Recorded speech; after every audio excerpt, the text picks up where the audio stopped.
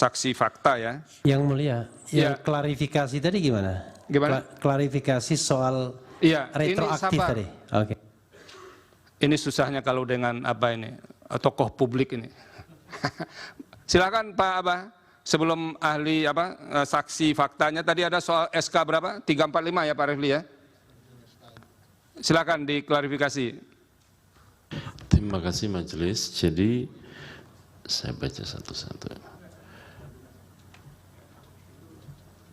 Ada 2 SK. Yang pertama adalah keputusan KPU nomor 333 atau 333 tahun 2024. Ini diterbitkan tanggal 11 Maret tahun 2024 tentang penetapan informasi publik yang dikecualikan di Komisi Pemilihan Umum. Kemudian yang kedua adalah SK KPU atau keputusan KPU nomor 349 tahun 2024 tentang penetapan informasi publik yang dikecualikan di KPU. Sebentar saya cek ini tanggalnya.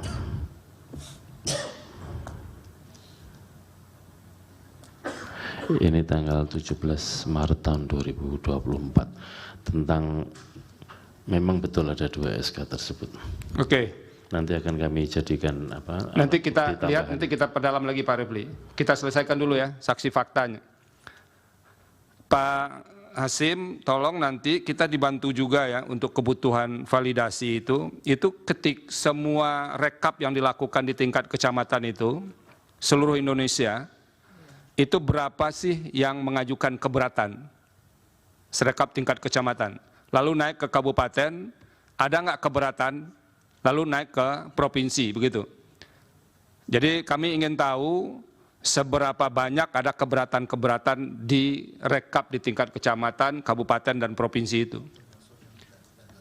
Iya, termasuk yang tidak ditandatangani. Tolong kami dibantu data itu diserahkan supaya bisa menjelaskan isu sirekap dikaitkan dengan validasi atau rekap berjenjang itu. Bisa ya?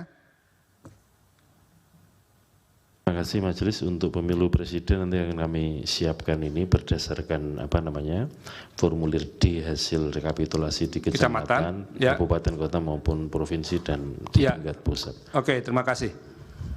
Silakan dimasukkan saksi fakta. Siapa yang duluan ini? Pak Hasim, Yudhistira Dwi Wardana atau Andre Putra Hermawan? Bapak Yudhis dulu yang mulia. Silakan Pak Yudhistira dibawa ke dalam ruang sidang. Jadi kalau sesi ini agak sedikit mengambil waktu, mohon dimaklumi, karena ini salah satu isu besar di permohonan.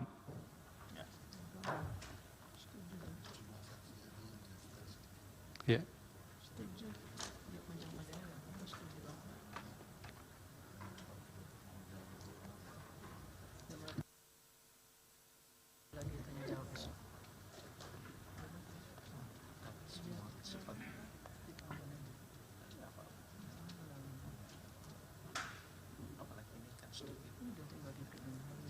Silakan di mimbar ini.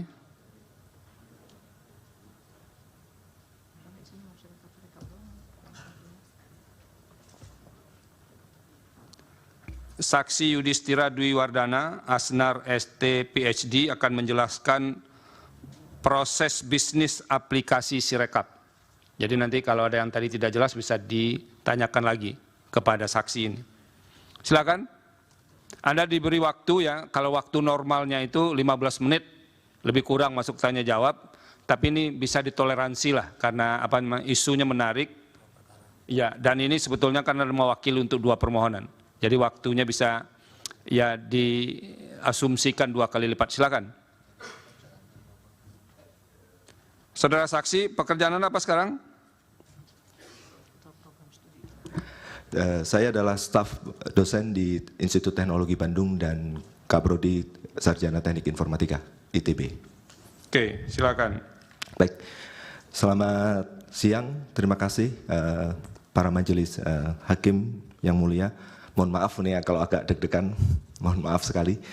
Karena berbeda dengan Pak Masudi yang sudah punya pengalaman. Baik, hari ini kami akan menjelaskan sedikit terkait dengan bisnis proses dari aspek teknis gitu ya. Karena saya menjadi security analyst di tim pengembang Sirekap 2024 yang ditunjuk oleh Institut Teknologi Bandung. Next.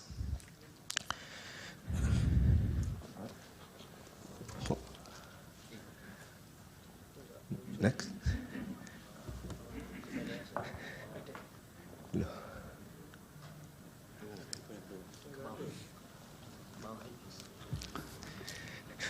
Ini PowerPoint-nya error juga. Pakainya Pak PDF ternyata Pak. PDF.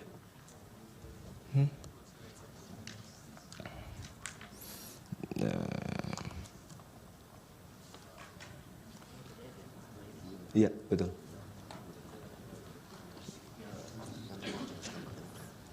Baik. Mungkin bisa di-view di browser saja, Mas. Baik, ada hal yang menarik terkait dengan Sirekap 2024. Jadi bahwa dia melingkupi 5 jenis pemilihan, ya. Di situ terdapat dari 823 gitu ya. 226 TPS, kurang lebihnya seperti itu. Lalu ada sekitar 60 juta gambar yang kita harus naikkan dalam waktu yang sangat singkat karena jumlah TPS-nya banyak, jumlah pemilihannya banyak, ada 75 lembar per TPS itu. Jadi kita bisa bayangkan seberapa berat beban yang harus dikelola oleh sistem Sirekap. Oke. Nah, ada fakta yang menarik. Jadi pada akhir hari pertama pemilihan itu ada 29,07% TPS yang sudah mengirimkan data ke Sirekap. Dan pada tanggal 16, oke, itu ada 50, pelan-pelan Mas, next slide yang kedua. Kayaknya, boleh sama saya? Oke. Ada 50. Jadi di hari ketiga gitu ya, hari ke-16, jadi ada 3, 14, 15, 16, hari ketiga jam 8 pagi itu 50% sudah naik data C hasil dari situ. Dan ini kita bisa bayangkan perbandingannya dengan bagaimana data itu terkumpul ketika di sistem-sistem sebelumnya. Perlu juga harus dipahami, tadi ada diskusi bahwa ini melingkupi seluruh Indonesia. Kami memahami hal itu karena ada background pendidikan, background ekonomi sosial yang banyak, dan dia harus mencakup seluruh aspek geografis gitu ya, tidak melulu harus punya akses internet. Jadi di Sirekap itu ada modality offline, kita menyebutnya, ada modality semi offline, jadi dia foto, lalu dia bergeser untuk mencari internet, lalu atau yang terakhir adalah langsung online seperti yang banyak dipakai kebanyakan dari pengguna Sirekap. Next. Nah, dari aspek ini kita bisa lihat di pojok sebelah kiri, kita bilang bahwa itu adalah yang dilakukan oleh KPPS. KPPS pertama akan melakukan capture dan pengenalan angka yang dibantu oleh OCR.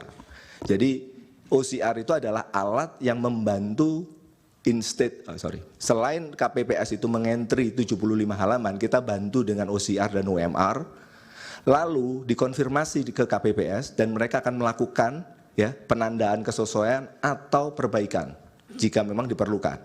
Jika sudah, mereka akan mensubmit itu ke dalam komputer atau ke dalam back-end-nya Sirekap, lalu ada konfirmasi, benar enggak ini?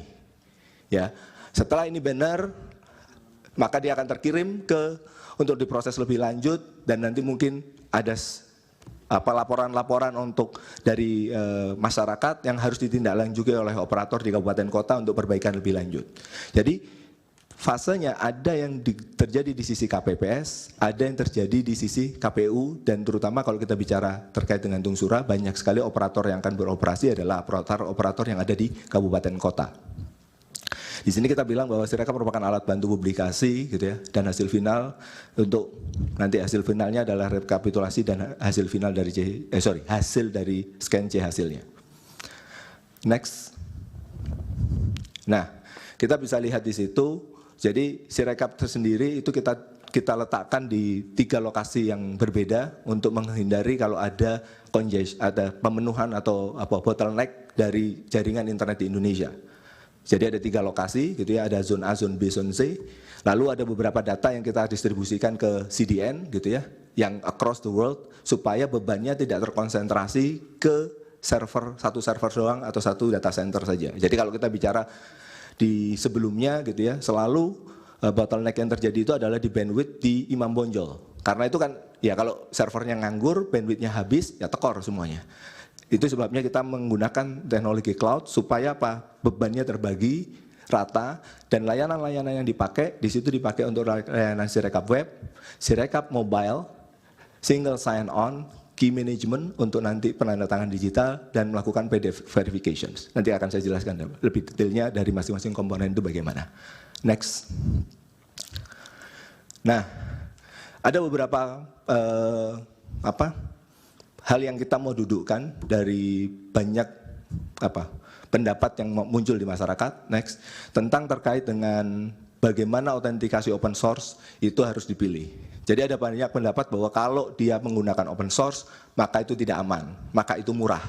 Oke, murah dengan murahan itu dua hal yang berbeda.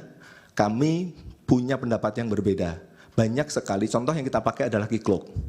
Oke, Keycloak itu adalah sebuah open source project yang dibesut oleh anak perusahaan IBM. Jadi yang kita pilih itu bukan open source project yang receh. Kita bisa lihat di situ ada, mungkin yang mulia bisa lihat ada linknya gitu ya, ada referensinya. Jadi mana saja sih perusahaan-perusahaan yang menggunakan Keycloak. Jadi bukan hanya KPU yang menggunakan Keycloak, dan malah banyak sekali sistem-sistem di Indonesia yang besar yang sudah menggunakan open source ini. Oke, next. Dan kemarin juga pernah disampaikan bahwa sudah banyak terjadi CVE atau Common Vulnerability Enumerations, kerentannya yang ditemukan untuk CVE, untuk produk ini. Betul, ada 86 sampai tadi malam kami cek. Tetapi yang perlu harus difahami adalah CVE hanya akan dirilis kalau dia sudah di-close. Artinya apa? Ketika sebuah komunitas itu aktif membenahi perangkat lunaknya, maka CVE yang akan di-close jadi banyak. Jadi bukan CVE itu adalah ini loh bolong yang ada, bukan. Ini bolong yang sudah ditemukan dan sudah ditutup. Jadi perlu kita menggunakan bahwa CVE itu adalah sebuah parameter untuk menyatakan bahwa barang ini laku enggak sih, komunitasnya sama-sama berkontribusi, gotong royong untuk menggunakan perangkat ini dan memperbaiki perangkat ini atau tidak. Jadi perlu didulu perkarakan bahwa CVE itu bukan hal yang memalukan, tapi itu adalah sebuah indikasi bahwa seberapa aktif sebuah open source project itu digunakan. Next. Terkait dengan beberapa statement yang menyatakan terjadi bypass di beberapa waktu setelah menjelang pemilihan umum, perlu disadari bahwa Indonesia adalah negara yang luas. Pada saat kami pada saat kami diundang untuk mengawaki beberapa BIMTEK, itu pesertanya mungkin sekitar 3.000-2.000. Tapi pada saat kita pindah menggunakan uji coba nasional, itu kalau nggak salah di akhir Januari, ada banyak lesson learn yang kita lihat karena usernya sudah langsung naik, Pak. Bukan lagi order 1.000, langsung ordernya puluhan ribu. Belum nyampe nyentuh angka 800.000, masih belum. Pemanasan ini di akhir Januari. Nah, di situ kita mengetahui bahwa ternyata walaupun menggunakan Android, banyak device dari masyarakat yang kita sangkakan mereka itu menggunakan chip, enkripsi yang aman, yang kompatibel, ternyata tidak. Dengan spirit bahwa kami sebagai lembaga pendidikan umum gitu ya, bukan swasta gitu, kami harus inklusif. Maka kita akan pikir, kalau gitu kita harus sediakan security yang top notch, lalu memang ada emergency break-nya yang memang sedikit tidak seaman yang pertama gitu ya, tetapi saya bilang bahwa tetap menggunakan standar-standar best practice yang ada. Lalu juga kita lihat bahwa di lapangan ternyata teman-teman yang berada di daerah 3T, mereka itu butuh melakukan instalasi itu manual, independen. Jadi nggak bisa harus online saja. Tadi ada harus berbagi APK yang tadi Prof. Marsudi sudah sampaikan. Nggak bisa mereka nggak pernah ketemu internet. Dan itu sebenarnya secara best practice security mungkin itu jadi catatan. Tapi ya kita fasilitasi hal itu supaya banyak KPPS bisa menggunakan, tapi kita mengamankan itu bagaimana.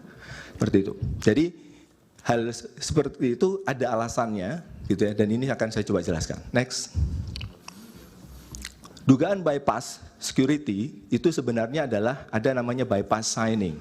Bypass signing itu adalah ketika kita melihat bahwa sebuah dokumen ini itu adalah benar tulisan saya, maka kalau di dokumen fisik dia akan ditandatangani. Ketika tanda tangan basah ini atau tanda tangan digital ini adalah punya saya, maka ini asli. Ini yang kita sebut sebagai signing.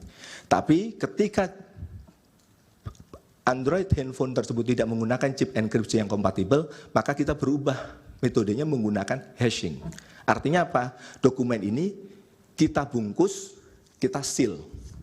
Sehingga apa? Kalau nanti ada yang ngubah, kita tahu nih. Karena apa? Sealnya, itu akan robek.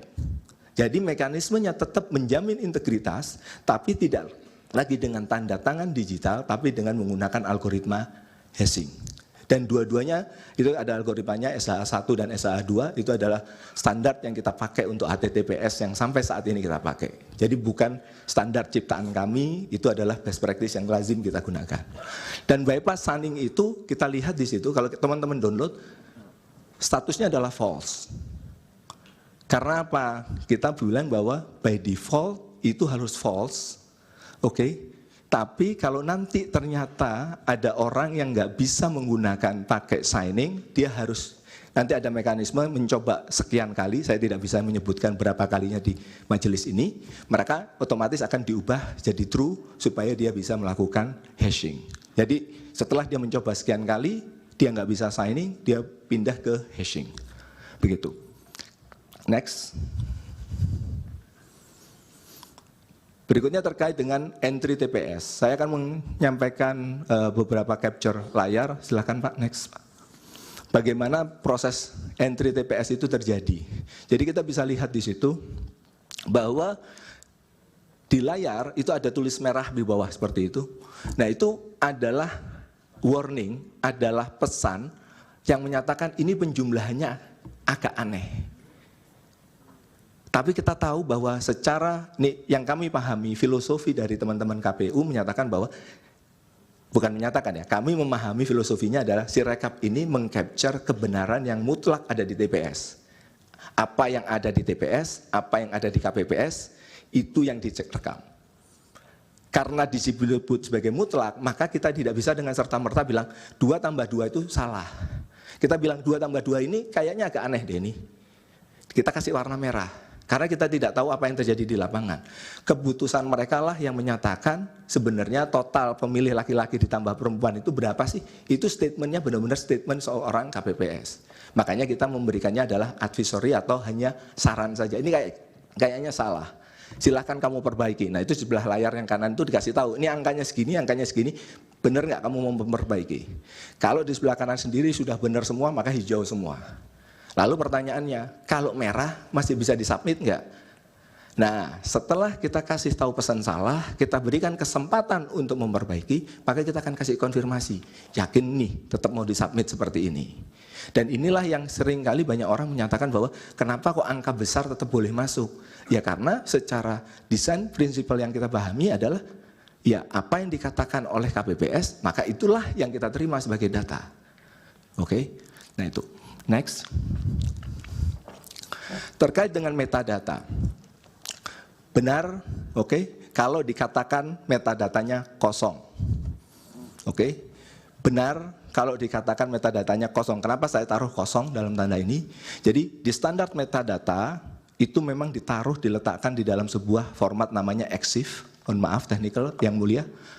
Nah, tetapi kita harus pahami bahwa kami tidak menggunakan Android camera. Kami membuat kamera khusus untuk membantu KPPS dalam memfoto. Karena mereka harus ngasih kotak yang ada di sebelah kanan itu untuk ngasih tahu bahwa area data itu di sebelah sini. Kalau kita menggunakan foto standar, hal itu tidak bisa dilakukan. Kita membuat kamera khusus dan kamera ini tidak memberikan informasi yang melanggar privasi yang tidak kita butuhkan. Karena kita nggak butuh dia pakai handphone apa, kita nggak butuh. Kita tidak butuh dia aperture-nya lebar berapa, ISO berapa, saya nggak butuh. Karena kita bukan akan melakukan itu. Yang kita butuh adalah apa? Signature-nya berapa. Next Mas. Dan itu kami letakkan, untuk pertama kali kami sampaikan, itu akan diletakkan di bagian akhir dari dokumen. Bukan sesuatu yang rahasia, tapi memang kita simpan kalau ada yang nanya, gitu ya. Signatures ya diletakkan pada posisi terakhir file dan bukan pada EXIF. Jadi di sebelah kanan itu, oke, sebelah kanan Mas, oke, kanan. Ya. Oke. Di kanan itu akan terlihat tanda tangan atau sertifikat ya yang kita sebutkan benar nggak sih yang namanya gambar itu dikirim dari handphone itu. Itu ada tulisannya KPU sekian Indonesia, siapa namanya dan kawan-kawan. Jangan dicari di EXIF. Kenapa kok tidak ditaruh di EXIF? Ya karena itu tadi standar, itu yang pertama. Yang kedua, EXIF itu kalau dikirimkan lewat foto, dikirimkan lewat WA, dikirimkan lewat Google Drive, kalau memang terpaksa atau email, itu akan di-scrap EXIF-nya. Dan seringkali kami itu menganggap ada banyak miskonsepsi yang saya pahami bahwa seolah-olah metadata itu tidak bisa diubah. Metadata bisa diubah, seperti halnya data yang lain. Saya bisa bikin foto, terus saya tulis Nikon FM2. Yang orang fotografi pasti ketawa, nggak mungkin ada foto digital yang metadatanya Nikon FM2 karena itu 50 mm. Oke, next. Jadi ada di situ dan ada address-nya, dia harus di reference kemana dan kawan-kawan. Selanjutnya, ini ada juga contoh metadata gitu ya. Kalau ternyata dia modelnya hashing, tadi kan saya sampaikan ada modelnya signing, ada modelnya hashing, turun sedikit Mas. Nah itu lebih kecil datanya dan tidak karena hanya membuktikan itu kalau data di atasnya diganti pasti itu rusak, pasti tidak cocok lagi, hashnya yang ada di bawah itu tidak cocok lagi. Tapi kita tidak bisa tahu ini handphone apa yang moto, kita nggak bisa tahu, berbeda dengan kekuatan yang pertama. Tapi kita masih bisa membuktikan bahwa benar nggak sih foto ini di-generate dari si rekap. Semua signature, semua hash itu kami simpan di basis data si rekap yang ada di KPU dan di cloud. Next. Selanjutnya terkait banyak perhatian bahwa bagaimana kita melindungi perubahan data. Oke. Pertama selain menggunakan access control, maka last of defense itu kita menggunakan audit trails. Ada dua tipe audit trails yang kita taruh di dalam basis data itu sendiri atau kita lempar keluar sistem yang namanya log store kita menyebutnya. Contoh aktivitas yang kritikal adalah terkait dengan pengelolaan user atau pengubahan data. Sebagai contoh berikut, next Mas. Ini adalah contoh, saya redact yang mulia, mohon maaf, itu adalah informasi pribadi, dan mungkin kalau memang dibutuhkan untuk sebuah konfirmasi yang lebih detail, itu bisa dianukan. Jadi kita bisa lihat di situ, ini adalah contoh unggah C hasil, gitu ya, dan kita bisa lihat itu tanggal 14 jam 17.55 sampai tanggal 16. Jadi kalau ada yang bilang bahwa si rekap itu mati itu adalah toko depannya Pak, terima datanya itu masih tetap kita biarkan.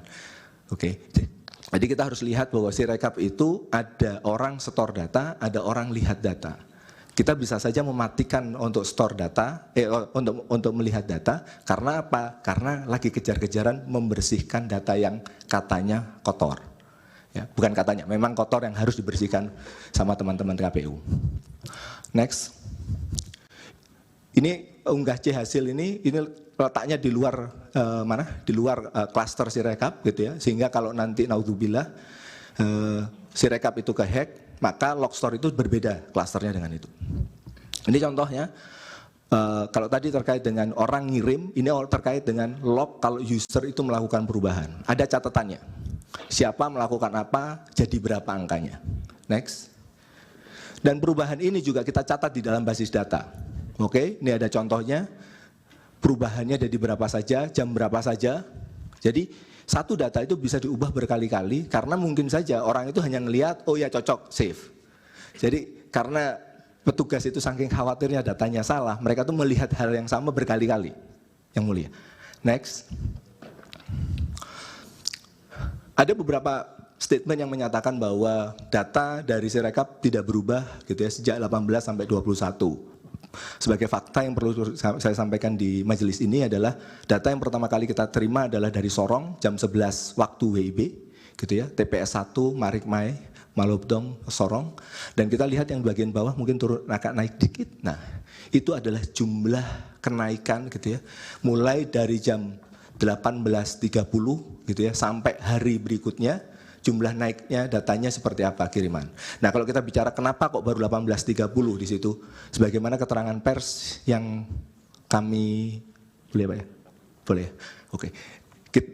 Kita dihantam DDoS sejak pagi dan baru kita bisa revive sampai 18.30 dan terpaksa harus punya banyak perjuangan dan kawan-kawan sampai akhirnya ada ya beberapa tuduhan-tuduhan kita menggunakan itu yang nggak apa-apa, yang penting 18.30 rekan-rekan itu bisa naik, kita bisa lihat naiknya itu signifikan gitu ya, karena kita belajar ya apapun yang terjadi teman-teman dari daerah harus kita hargai sudah ngambil foto dan mereka harus bisa ngasukin data itu secepat mungkin. Dan kita bisa lihat kebetulan gambarnya kayak segitiga ya, peaknya.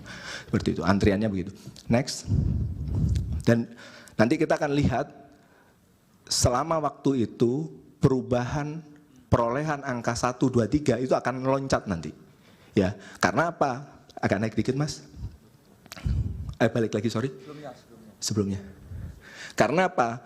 Biasanya yang masuk itu ordernya cuma 100, 200 per menit. Lalu begitu kita beres dengan urusan DDoS, langsung naik datanya. Dan itu akan loncat nanti. Kita akan lihat di akhir ini ya. Next.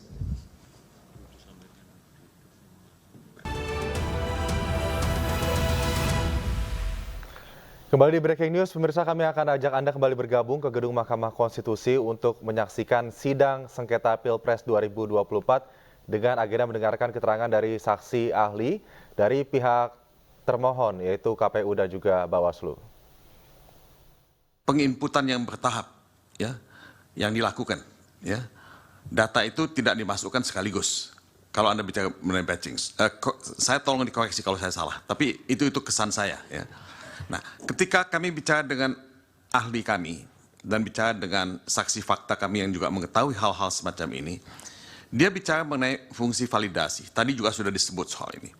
Bicara juga mengenai fungsi edit yang menurut mereka tidak tersedia, tidak ada. Ya. Nah, saya hanya ingin melakukan ya koreksi, bukan koreksi, verifikasi. Kalau ini salah ya, kenapa itu ya mereka mengatakan tidak ada fungsi validasi itu, tidak ada fungsi edit itu. Ya.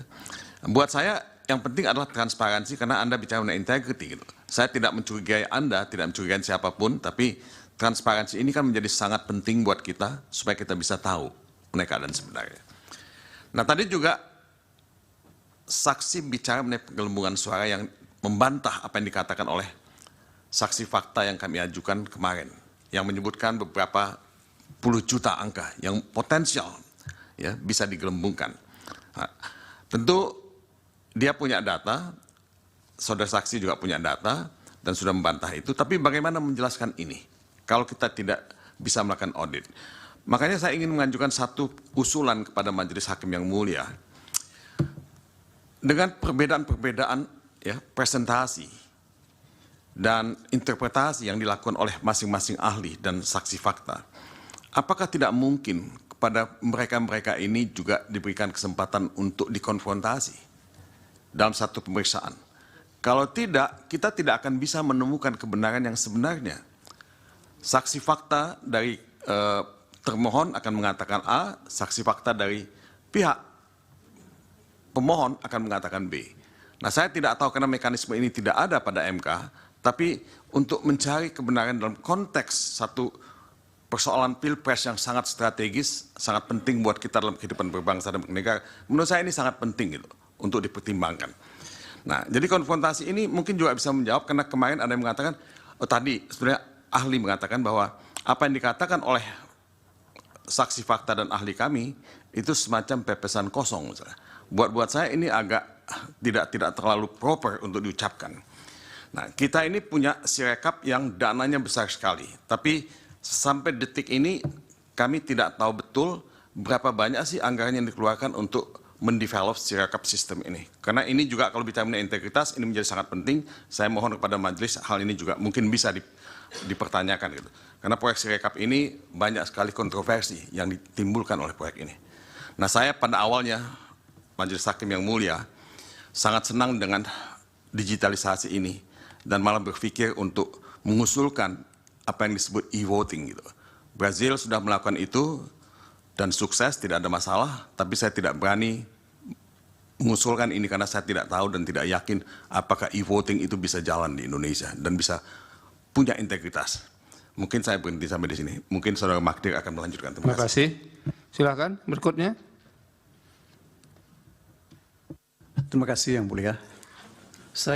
Pertama saya mau teruskan dulu pernyataan dari Bang Mulia tadi mengenai soal integritas saudara saksi ya. Dari keterangan saksi kami dan juga yang disampaikan kepada kami, misalnya ini ada satu TPS yang perubahan itu terjadi sampai 763 kali lebih. Ya, kalau kita bicara tentang integritas, ya, apakah perubahan-perubahan seperti ini mencerminkan integritas yang dibangun supaya terjadi perubahan atau supaya ada kepastian? Nah, ini hal yang pertama yang kami meminta konfirmasi dari saudara saksi. Tadi saudara saksi juga sudah menjelaskan soal-soal yang terkait dengan penghitungan atau hasil dari Sirekap ini. Ya. Dalam pemahaman kami yang juga dari diskusi dengan saksi dan ahli kami itu bahwa suara total itu adalah suara sah dan tidak sah. Kemudian suara sah itu adalah suara yang diperoleh oleh paslon 1, paslon 2, dan paslon 3. Akan tetapi yang terjadi yang kami lihat adalah bahwa perubahan-perubahan angka ini selalu tidak bersesuaian, angka yang ditampilkan sebagai hasil ini. Ya. Nah, menurut saudara ahli, ya,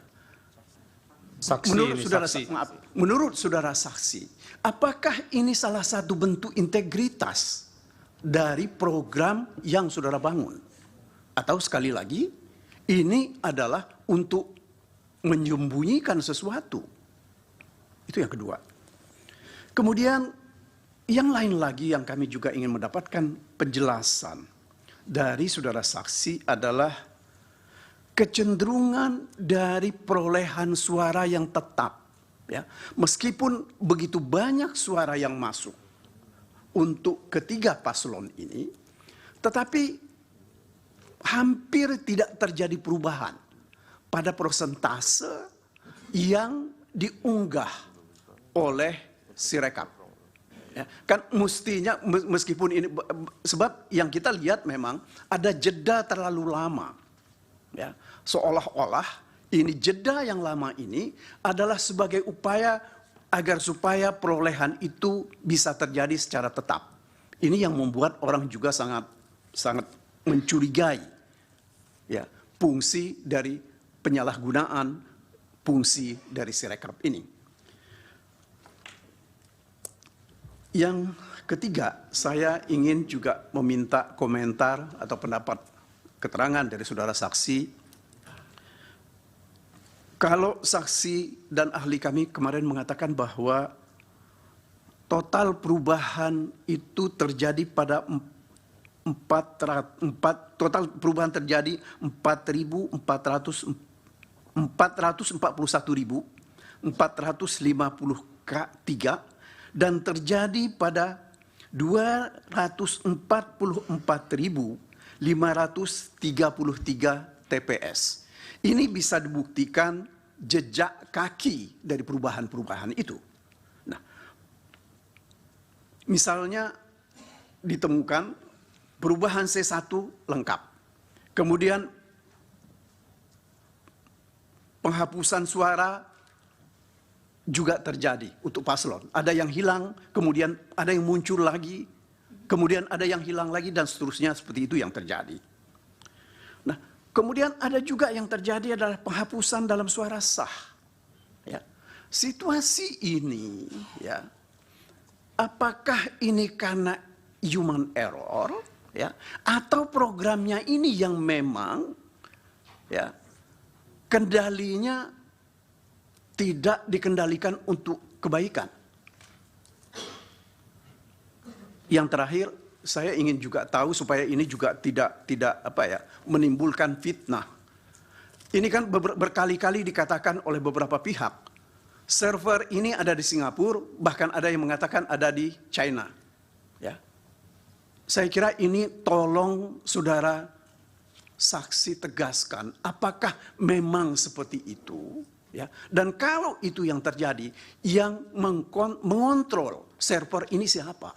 Terima kasih Yang Mulia. Terima kasih. Sebelum ke pihak terkait, jadi memang kemungkinan untuk konfrontasi itu, tunggu dulu, sabar. Ya. Pak Hotman ya. Nah soalnya Pak Mulyani minta ada konfrontasi, konfrontir. Nah tidak memungkinkan itu dilakukan karena ini memang speedy trial. Yang kedua, kami punya instrumen lain untuk mengecek kebenaran suara itu. Itu. Tadi kan saya sudah minta, kita sudah minta KPU menyerahkan semua bukti rekap di tingkat kecamatan. Nah nanti kita akan lihat di situ. Terima kasih, silakan pihak terkait. Terima kasih. Pertama-tama saya mengucapkan terima kasih hormat yang setinggi-tingginya kepada Yang Mulia Bapak Arief Hidayat. Karena setelah kita tadi 3,5 jam diskusi tentang IT, ternyata hanya satu pertanyaan dari Pak Arief Hidayat yang mengatakan, kalau memang akhirnya yang dipakai adalah manual dan perhitungan berjenjang, ngapain kita ribut-ribut lagi bicara Sirekap? Itu tadi pertanyaan dari Pak Arief Hidayat. Ya, yang dilihat adalah manual dan perhitungan berjenjang. Ngapain kita bahas-bahas lagi tentang Sirekap ini? Ya, sekali lagi saya hormat saya kepada Bapak Arief Hidayat karena Bapak sudah mengingatkan kami bahwa kami ini adalah sarjana hukum. Dari tadi kita kuliah komputer. Pak Hotman, Pertanyaannya apa? Pertanyaannya apa Pak Hotman? Sebentar Pak Hotman. Tadi pada waktu mengirim tapik saya lihat cincinnya bagus-bagus itu. Pertanyaan saya, saudara saksi, kalau ternyata yang dipakai dalam SK pengumuman final perhitungan suara adalah manual dan perhitungan berjenjang, bukan hasil dari Sirekap, masih perlu nggak Bapak kuliah di sini? Masih perlu nggak kita bahas tentang Sirekap? Ya, masih perlu nggak Bapak, masih perlu nggak saksi menjawab pertanyaan dari Pak Repli dan Bambang yang selalu ngeyel tentang Sirekap ini? Pak Hotman, tadi saya sudah tegaskan, ini didalilkan kami Mahkamah berkepentingan mendapatkan penjelasan soal ini. Enggak, Jadi, tapi bukan, saya bertanya jangan aja, dianggap kehadiran orang itu tidak penting. Kami menganggap penting. Oke, kalau jadi begitu, jangan persoalkan kehadirannya lagi.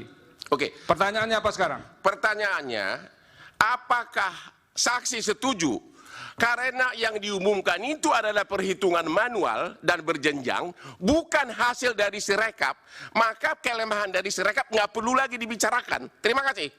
Oke, berikut terkait. Saya lanjutkan. Ya udah. Jadi jangan mengabaikan ya, menganggap ini tidak ada pentingnya. Itu keliru juga. Kalau nggak usah datang saja ke sini. Sama yang Silakan. majelis, Yang Mulia. majelis Cukup, satu lagi. cukup. Maksud saya Cukup Pak Bambang. pernyataan ngeyel itu juga nggak pantas diucapkan. Sudah saya sampaikan tadi. Silakan. Hotman. Baik, terima kasih Yang Mulia. Ya, saya bisa memaklumi situasi seperti ini. Tetapi karena memang kenyataannya Yang Mulia memang membutuhkan informasi tersebut, tentunya kita harus gali lebih lanjut.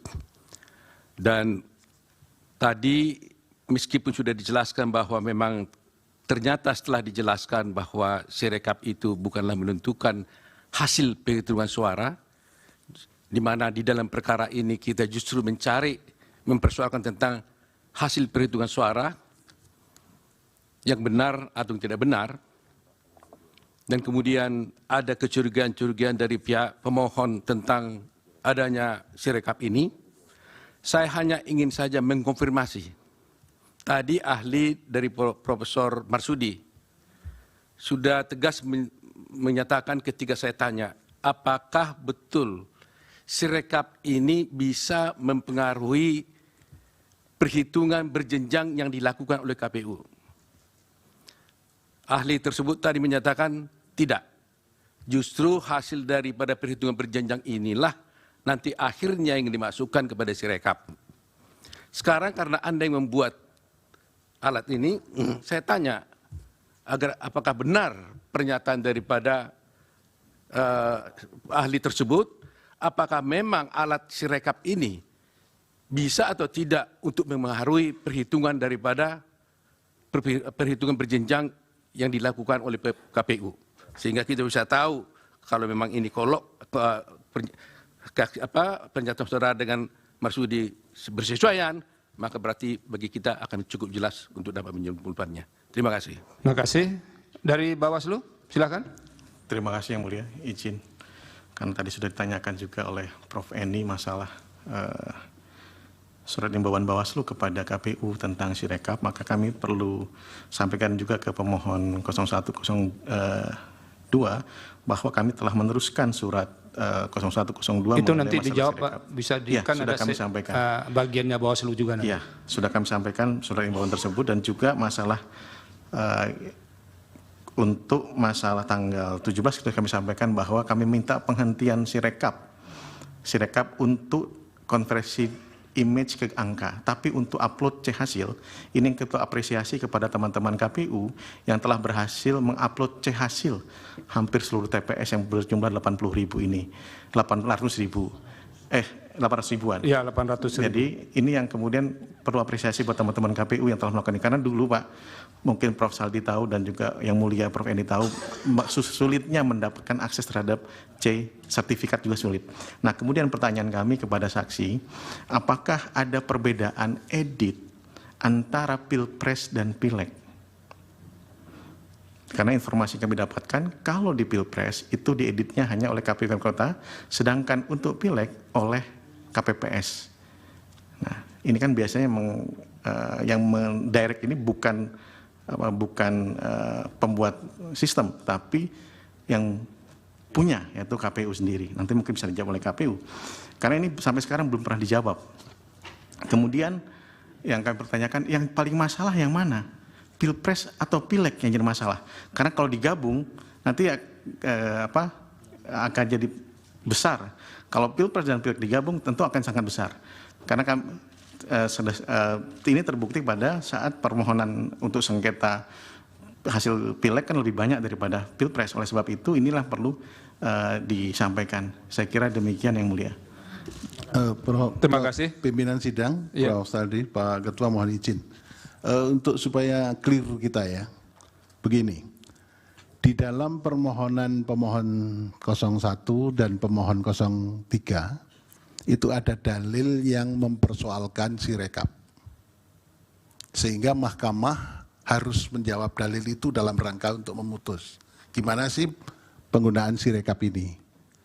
Oleh karena itu, Mas Hotman Paris, proses yang mempertegas dan proses dalam rangka persidangan untuk mengetahui bagaimana sebenarnya duduk persoalan Sirekap, maka tetap diperlukan dan penting untuk kita ketahui bersama.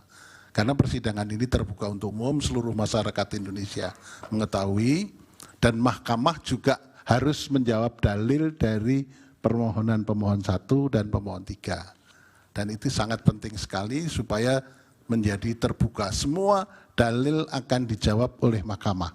Kecuali memang dalil-dalil yang tidak direlevan, ya mungkin tidak kita jawab. Jadi ini tetap diperlukan untuk kita diskusikan supaya terbuka untuk umum. Terima kasih. Terima kasih Yang Mulia atas tanggapannya. Tapi menurut kami, berhubung sudah dijawab bahwa yang dipakai adalah manual sama perhitungan berjenjang, itulah jawaban atas permohonan itu, bukan lagi Sirekap. Terima kasih. Pak Hotman yang menjawabnya nanti bukan kuasa hukum pihak terkait loh, hakim yang akan menjawab. Ya, jadi jangan kita diarah-arahkan mau menjawab kemana begitu. Silakan. Saksi. Baik, terima kasih Yang Mulia. Baik, saya mohon maaf kalau mungkin ada yang tertinggal, nanti bisa kalau diizinkan bisa yang bersangkutan untuk menanyakan kembali. Jadi saya mulai menjawab dulu. Saudara saksi, kalau yang mirip dijawab gabungan saja, nggak usah per orang ya, supaya agak lebih efisien juga. Baik, jadi ketika tadi ditanyakan terkait dengan penanyaan bahwa apa sih yang membedakan Situng Sirekap 2020, Sirekap 2024. Jadi di Situng tadi sudah disampaikan bahwa yang menginput itu adalah pertama, jadi para KPPS itu harus melakukan salinan sejumlah saksi. Dan itu relatifly kalau kita bicara itu juga relatifly yang sangat membuat capek buat rekan-rekan di KPPS ya. Habis itu yang nanti akan melakukan scan, input dan kawan-kawan itu akan dilakukan oleh teman-teman di kabupaten kota. Di Situng 2020 itu sudah mulai diotomasi gitu ya, tapi jumlahnya hanya 3 halaman. Beda dengan Situng 2024 yang satu TPS-nya jumlahnya 75 halaman. Jumlah TPS yang terlibat saya kurang hafal 200 atau Sirekap 2020 Pak. 270 kabupaten ya, kalau yang ini jumlah pemilihannya lebih banyak, jumlah TPS-nya jauh lebih banyak. Kalau nggak salah sekitar 200 ribuan seperti itu. Jadi secara scale itu berbeda kita bicara. Nah, ketika kita bicara terkait dengan bagaimana development Sirekap itu gitu ya. Nah, kami memiliki ada tim tester, ada tim developer, ada tim security, tim infra, tim basis data. Dan itu tim yang segregated. Karena saya kebetulan adalah security, jadi saya harus ngecek semua kerjaan. Makanya kayaknya itu sebabnya saya yang harus datang ke sini untuk menjawab pertanyaan di majelis ini. Oke. Nah, ketika kita bicara terkait dengan apakah mungkin orang di dalam itu melakukan pengubahan atau seperti itu. Kalau kita bicara, kalau dia punya authorization, dia bisa. Tapi itu sebabnya kalau di kasus yang Lampung tadi, itu kita bisa tahu. Itu siapa yang melakukan, jam berapa dia melakukannya, IP-nya berapa, kita semua catat. Karena di dalam security itu ada 2 pendekatan. Yang pertama kita mencegah kejahatan atau kita mencatat kejahatan. Karena orang kan kalau kita bisa mendeteksi, oh ini penjahat, ini orang baik, nah kita lakukan pencegahan. Tapi kan bisa saja orang yang kita deteksi sebagai orang baik, ternyata lambat laun dia melakukan kejahatan. Belum tentu orangnya, tapi bisa saja perangkatnya disusupi oleh malware. Itu. Jadi kami melakukan pengetesan dengan tim yang terpisah, dan masing-masing tim bertanggung jawab atas hasilnya dan ada cross check dan kawan-kawan. Nah, ketika kita bicara, tadi ada pertanyaan gitu ya, apakah memang benar bahwa kami itu sudah merasa paling benar? Tidak ada yang sempurna di bawah langit ini, dan itu yang saya pahami dan semua rekan-rekan kami. Apakah kami sudah diaudit? Sudah, kami diaudit. Bisa dipakai. Ada 2 lembaga yang melakukan audit, BRIN telah melakukan audit, dan BSSN telah melakukan technical assessment. Karena cukup lama saya harus nahan fakta ini, mohon maaf yang mulia. Ya.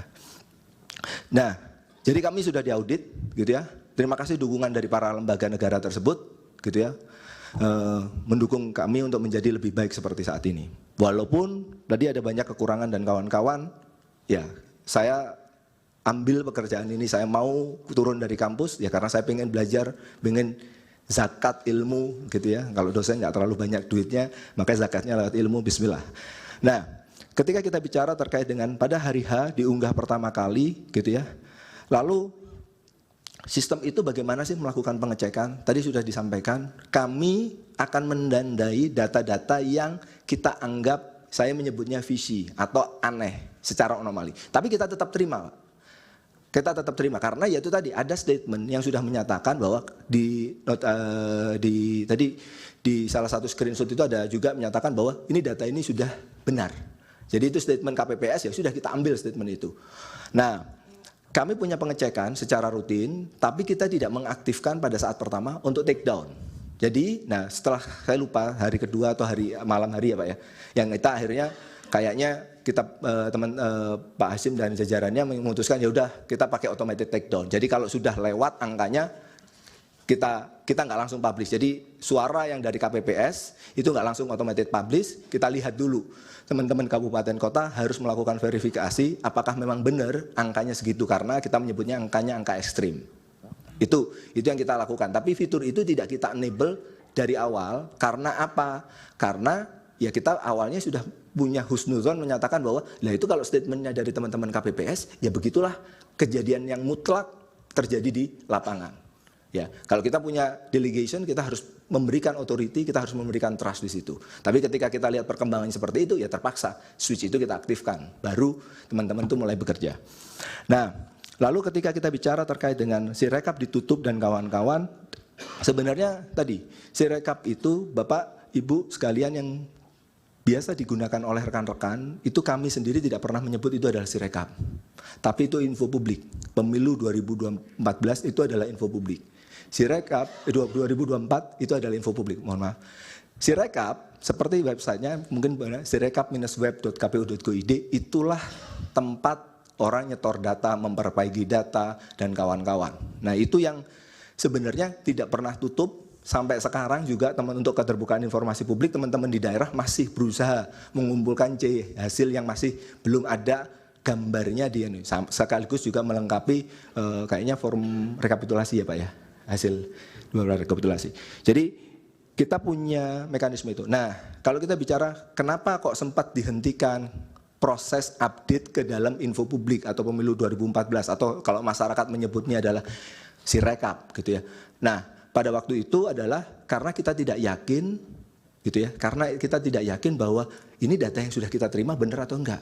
Ya sudah, yang sudah masuk kita bereskan, yang sedang dalam antrian ya jangan keluar dulu, nanti keluar kotor disalahkan lagi, repot lagi kita nggak pernah tahu mana air bersih mana air kotor. Jadi itu dugaan saya, karena ya saya tergantung dari arahan dari tapi itu setelah kita berdiskusi seperti itu kebatinan yang saya tangkap adalah oke, karena tidak yakin dengan data yang baru ini malah jangan-jangan bikin blunder, stop dulu, yang sudah keluar kita bersihkan, yang baru masuk kita sembari filter itu pelan-pelan. Jadi itu yang kami pahami. Nah terkait dengan perbaikan tadi banyak sekali menyatakan bahwa mohon maaf buat pemohon yang menyatakan bahwa menganggap saya dengan saksi secara personal saya mengenal gitu ya. Saya tidak menganggap bahwa yang bersangkutan adalah bilang sesuatu yang salah, tapi saya hanya mengomentari satu kasus tentang dugaan penggelembungan. Saya nggak bicara tentang puluhan juta. Saya bilang kemarin sempat menyebut sebuah TPS ketika kami cek datanya bahwa ternyata angka itu diubah karena begini. Untuk yang tuduhan yang lain bagaimana? Saya tidak bisa tahu karena kalau ada data TPS-nya, kalau TPS ini, kita bisa lihat dan kita bisa cross check D-nya bagaimana, C-nya bagaimana. Oke, yang saya sebutkan hanya satu TPS saja. Jadi dan itu tidak bisa diambil mengatakan bahwa saya lebih benar dari yang bersangkutan, tidak sama sekali. Bismillah, moga-moga tidak. Oke. Nah, ketika kita bicara terkait dengan bahwa ada banyak sekali perubahan gitu ya. Tadi mungkin dari penasihat hukum di pemohon menyatakan sampai 763. Saya tidak bisa mengkonfirmasi itu karena saya nggak punya laptop dan saya juga butuh data bahwa itu TPS berapa supaya kami bisa konfirmasi. Tapi angka 763 itu luar biasa besar sebenarnya. Jadi kami kalau memang itu ada data TPS-nya bisa disampaikan ke KPU untuk kita lakukan investigasi bersama-sama. Nah, selanjutnya ada beberapa pertanyaan yang kita lanjutkan bahwa ada saksi yang menjelaskan bahwa di KPPSB Depok itu bahwa webnya dia tidak bisa dia kontrol. Nah, saya tidak yakin yang bersangkutan menceritakan dengan tepat ya, karena KPPS tidak punya akses ke web, dia punya aksesnya ke mobile. Jadi saya tidak tahu web yang mana yang bersangkutan maksudkan, gitu ya. Terus terkait dengan pertanyaan tentang DPT 204 juta, itu bukan kapasitas saya untuk menjawab karena saya tidak mengerjakan terkait. Jadi Sirekap itu tidak ada data pribadi kecuali data user saja, gitu ya. DPT itu adalah sistem yang berbeda, adalah sidalih dan itu tidak dikerjakan oleh Institut Teknologi Bandung. Berikutnya mobile apps ya, tadi disampaikan bahwa kan beda-beda. Apakah itu bukan bentuk pembiaran? Nanti bagaimana kalau ada TPS yang akhirnya nggak punya KPPS foto kamera, lalu yang moto adalah sampai di PPK. Nah, itu sebabnya kita agak menurunkan bahwa boleh satu handphone itu dipakai oleh 2 orang. Tapi kita catat, jadi setiap kali mereka login dan melakukan handshaking, mereka itu akan membangkitkan sebuah penanda kunci privat yang berbeda. Jadi kalau saya login di handphone ini, selanjutnya saya TPS 1, lalu berikutnya adalah Pak Hasim, TPS 2, maka kunci private saya berbeda dengan kunci private-nya Pak Hasim. Izin majelis mumpung topik ini supaya dijelaskan mulai dari misalkan katakanlah ya kategori handphonenya, lalu misalkan siapa penggunanya, mengidentifikasinya pakai nomor handphone atau pakai email atau pakai apa? Ya. Jadi setiap pengguna itu akan diberikan activation link yang berbeda-beda. Lalu dia akan men-setup login dan passwordnya.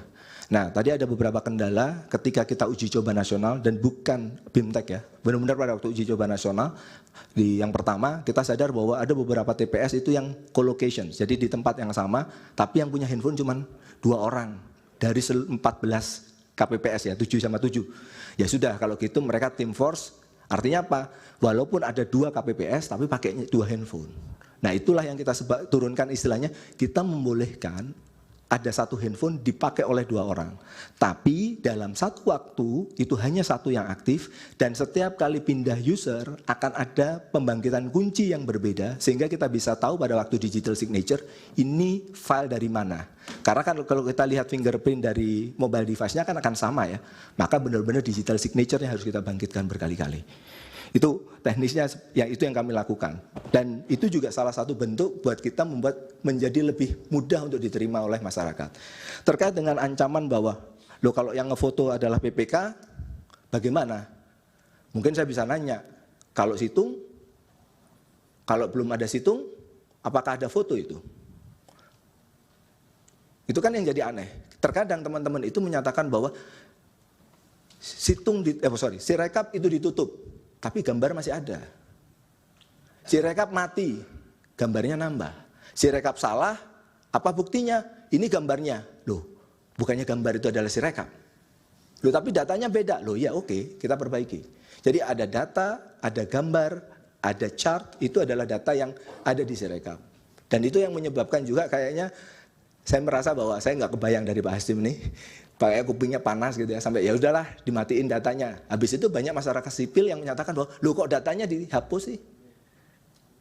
Ya tapi kan pertanyaan berikutnya, kalau datanya salah, dan itu tebakan saya, ini sorry ya, saya bukan ahli tapi sok taunya saya, kenapa itu termasuk informasi yang dikecualikan? Karena KPU tidak pede dengan kualitas data C hasilnya. Yang data, bukan kalau gambar. yang itu biar dijawab oleh apa? Oleh KPU tadi, yang Baik. terkait dengan pengecualian informasi yang dikecualikan itu. Mohon maaf yang boleh. Oke. Jadi itu yang dilakukan berkali-kali bahwa kami tidak pernah mematikan Sirekap untuk menerima, memproses data dan lain sebagainya. Jadi teman-teman KPPS, teman-teman PPK, teman-teman di kabupaten kota itu selalu akan mengupdate, memperbaiki data itu sendiri. Audit sudah. Lalu ada sekian banyak data gitu ya. Tadi dari Pak Refli Harun menyatakan bahwa ada salah pindai, lalu ada di kemudian hari malah yang salah pindai itu sampai ratusan ribu begitu ya di tanggal 27. Apakah secara teknis saya pribadi saya tidak bisa mengatakan institusi, apakah tidak puas? Ya, tidak puas. Apakah ingin memperbaiki? Ya, ingin memperbaiki. Nah, tapi mungkin yang perlu harus kita sadari, saya bukan mencari justifikasi, ya, tapi saya menjelaskan konteks dari permasalahan ini. Akurasi yang kami uji cobakan dengan menggunakan dataset standar MINIS yang biasa dipakai itu 60.000 itu sudah 99% yang mulia. Akurasinya 99%. Artinya adalah 1 chance dari 100 akan salah. Artinya kalau kita punya 820.000 akan ada 8.200 sekian yang salah. Apa yang disebut salah? 75 halaman itu salah semua angkanya. Tapi kan seringkali karena nilai setitik rusak susu sebelah. Oh, TPS ini salah. Karena apa? 1 karakter salah. Jadi untuk meraih menjadi 100% di praktik itu sangat sulit untuk dicapai. Karena apa? Jumlah TPS-nya luar biasa besar, jumlah angkanya terlalu banyak, jumlah lembarnya juga banyak. Tapi apakah tidak menjadi tantangan ya secara individu untuk memperbaiki? Ya. Gitu ya. Tapi mohon maaf sekali lagi bahwa kami saat ini kondisinya begini. Dan kita sudah punya beberapa hal yang kita harus introspeksi untuk meningkatkan kinerja dari OCR dan OMR. Tentang kerahasiaan Sirekap gitu, saya tidak membahas masalah itu. Lalu berikutnya ada dari terkait dengan pertanyaan dari pemohon Pak Todung terkait dengan integritas yang bersifat mutlak dari TPS. Nah, pertanyaannya adalah tentang metadata yang tidak aksesibel. Metadata tersebut ada di dalam file yang Bapak lihat dan Bapak download di pemilu 2024. Jadi bukan di database-nya kita, tidak. Itu file itu, lihat bagian akhirnya, itulah metadata signature di situ. Kenapa kok tidak kita taruh di EXIF, di tempat yang biasanya? Tadi saya sampaikan, kalau ditaruh di situ, kalau nanti ditransfer lewat WA, EXIF itu akan hilang. Ditransfer lewat email, EXIF itu akan hilang. Karena itu biasanya dipakai untuk perlindungan privasi, Pak. Jadi EXIF itu itu beberapa tekniknya. Oleh karena itu, supaya nanti kalau nanti kita ditanyakan file ini benar atau enggak, ya kita lihatnya dari file itu, tidak lihat lagi dari EXIF-nya tadi. EXIF itu adalah metadata. Orang biasanya menyebut JPEG, PNG, itu ada EXIF, nah itu adalah metadata. Kita taruh metadatanya di belakang filenya. Jadi tidak perlu minta tolong KPU, signature-nya file ini enggak, Bapak download, Bapak bisa. Dan malah minta izin majelis, itu namanya apa tadi? Disimpannya di mana tadi? Bisa tampilkan, Mas? Biar bisa dicek. Terima kasih. Di bagian paling belakang dari file. Jadi ada dua tipe file yang kita bisa pakai, JPEG atau salinan C hasil digital. Itu semuanya punya digital signatures atau hash yang ada di belakang. Jadi, sama satu lagi majelis, tadi dikatakan sudah ada audit. Bisakah ditampilkan audit itu sebagai alat bukti untuk kita bisa cek? Terima kasih majelis. Itu audit dari 2 institusi, nanti kalau apanya nanti disampaikan ke kita ya. Oke, silakan. Nah ini apa yang dijelaskan dari sini, silakan. Jadi kalau kita lihat filenya itu ada di sebelah kiri. Nah, bagian yang kita highlight, mungkin di zoom sedikit Mas, yang kanannya aja. Bagian sebelah kanan yang biru, kanan lagi, itu bentuk binary-nya. Kalau kita encode menjadi tekstual, itu adalah sini. Nah, itu adalah bagian digital signature-nya. Dan ini menempel. Rekan-rekan yang biasa melakukan file forensik, menggunakan PKCS 12 digital signature, mereka sudah paham bagaimana melakukan verifikasi ini. Untuk tipe yang kedua menggunakan SAA, juga suatu yang terkait. Semuanya menempel di situ, Pak Todung, bukan diakses, dan itu bentuk transparansi kami, gitu ya. Ya supaya kalau ada file palsu juga KPU juga dikasih tahu, TPS ini palsu loh ya. Oh oke, thank you. Kita akan coba telusuri sama-sama untuk memperbaiki kualitas dari data yang diambil oleh Sirekap. Penjelasan dari saksi fakta kami dan ahli kami kemarin, bukan saya. Oh ya, mohon maaf ya, saksi, mohon maaf. Lalu berikutnya terkait dengan tadi yang TPS 763, kita butuh datanya supaya kita bicara angkanya biar kita bisa telusuri itu adalah TPS yang berapa. Lalu berikutnya adalah ketika kita bicara terkait dengan suara total sah sama dengan jumlah dari semua suara paslon, ya kalau datanya benar, data kualitinya benar, maka itu yang akan terjadi. Nah, tetapi yang terjadi adalah kalau kita bicara di Sirekap itu, kalau kita bicara menu di pemilu 2024 itu ada 2 menu, ada tungsura. Nah, itu tungsura itu memang data kualitinya harus tadi ya, kalau menurut Prof. Marsudi adalah harusnya di feedback balik setelah hasil pemilu itu sudah final untuk dikoreksi lagi yang benar angkanya berapa.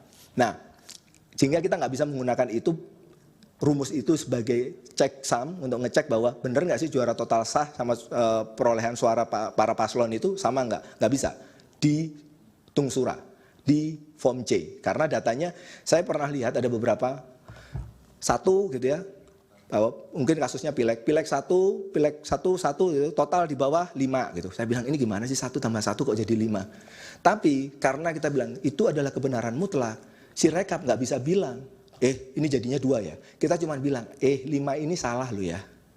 Kita kasih merah-merah tadi, kalau di gambar yang tadi kita kasih merah-merah. Nah tapi merah itu mau dilanggar ya seperti halnya lampu merah kan. Ini kamu harusnya berhenti. Kalau dia ngelanggar gimana? Ya udah. Jalan aja kamu gitu. Itu yang kita lakukan, Pak. Jadi kalau Bapak dan Ibu sekalian pengen melakukan pengecekan suara total sah sama dengan suara seluruh paslon gitu ya, itu silahkan dicek di rekapitulasi, itu harusnya tadi angkanya 100 sekian juta, itu kiri dan kanan sama. Tadi saya minta tolong cek teman-teman. Soal server yang disimpan di luar negeri tadi? Oke, server yang disimpan di luar negeri tidak benar. Apakah ada informasi? Jadi gini,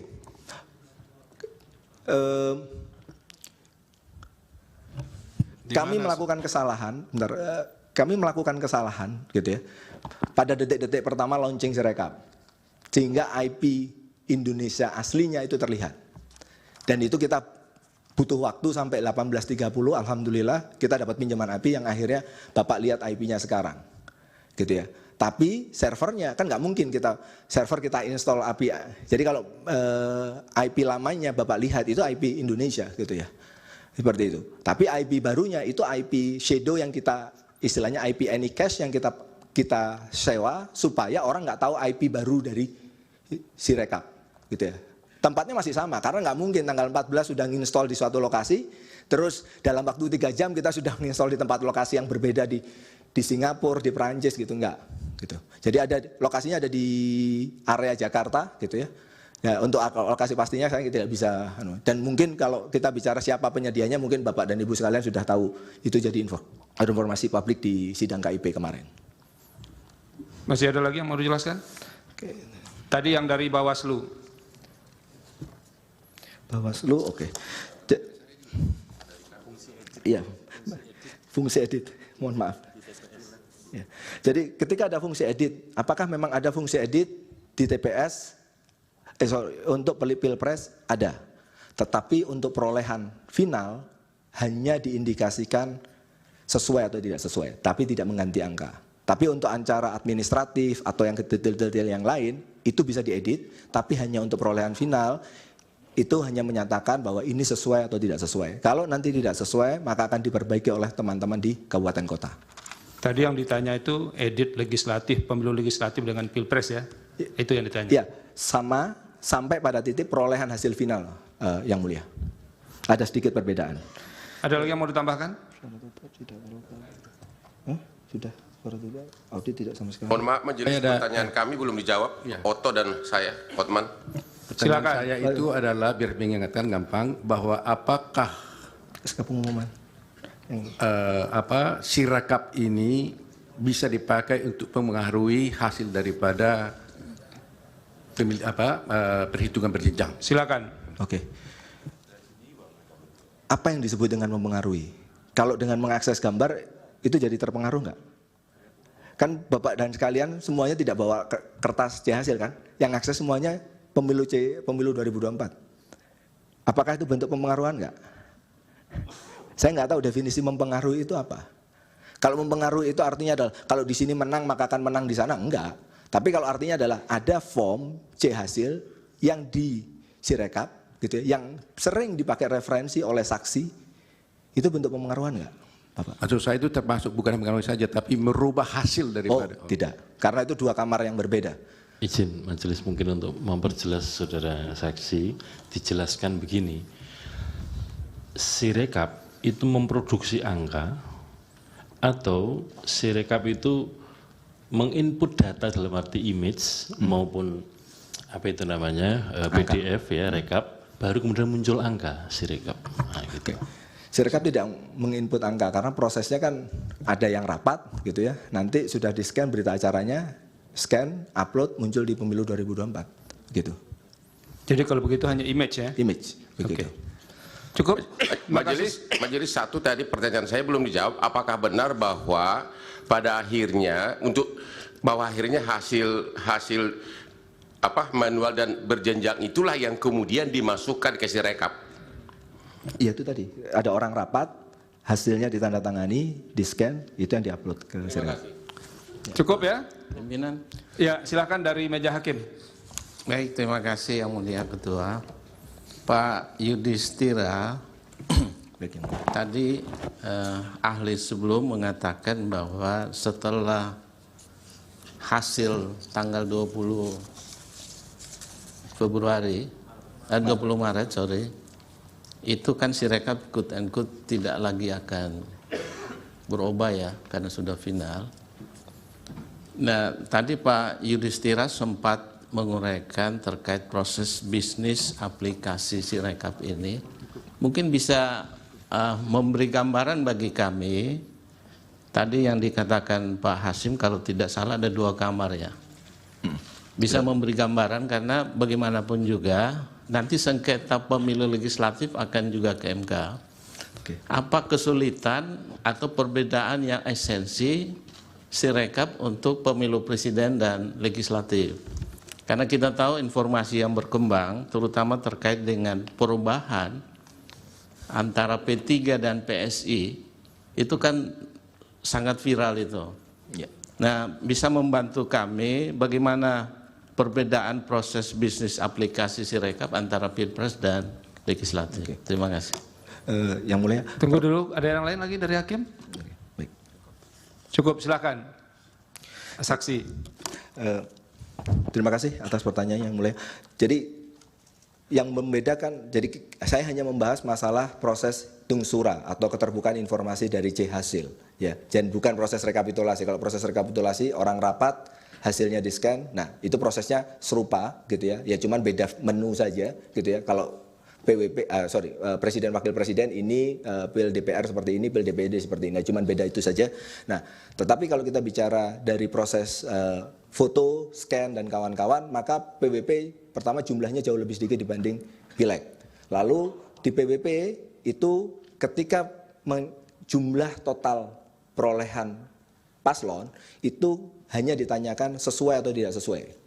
Oke. Sedangkan kalau di Pileg maka semua itu bisa diedit seperti halnya data administrasi yang halaman pertama itu. Jadi bisa diedit. Kalau totalnya juga bisa diedit, nilai individu per masing-masing calon legislatif itu juga bisa diedit. Semuanya bisa diedit. Tidak ada pernyataan sesuai atau tidak sesuai seperti itu. Dan proses publikasinya dan proses pengecekan apakah sesuai nilai ekstrim dan kawan-kawan kesananya sama. Dan begitu yang mulia. Cukup. Pak Yudhistira, terima kasih ya atas penjelasannya.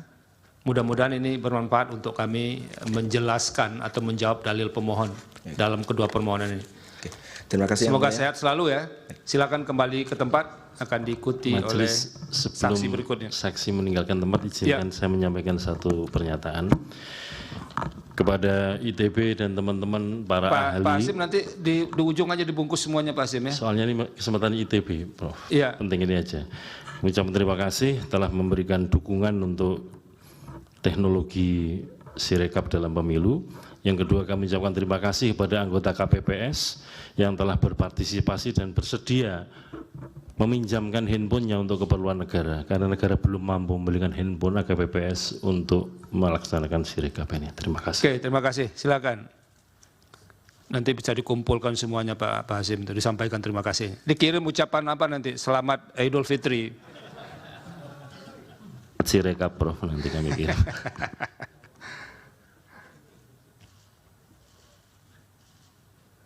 Silakan ahli berikutnya, saksi berikutnya Andre Putra Hermawan.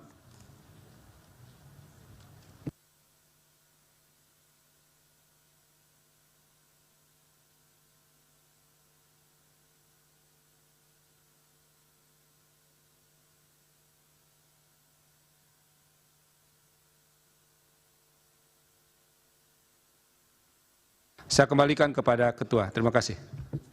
Baik, terima kasih Pak Prof. Saldi.